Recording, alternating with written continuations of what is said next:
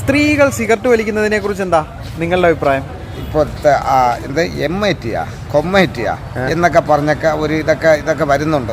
അതിൽ ഒരുപാട് സ്ത്രീകൾ വരെ ഈ അടുത്ത കാലത്ത് കുടുങ്ങിയിട്ടുണ്ട്.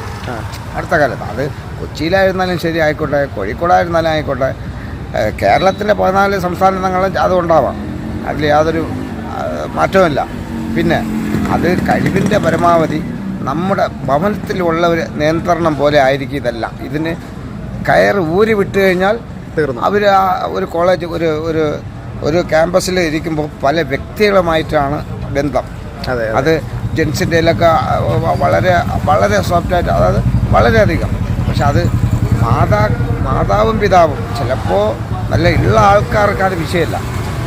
ഇല്ലായ്മക്കാരുടെ ഒരു മക്കൾ ഇങ്ങനെ ആയി വന്നു കഴിഞ്ഞാൽ അവർക്ക് വളരെ ദോഷമാണ്. അവർ വളരെയധികം വിഷമിക്കും. നിങ്ങളുടെ അഭിപ്രായം മറക്കാതെ കമൻറ്റ് ചെയ്യുക.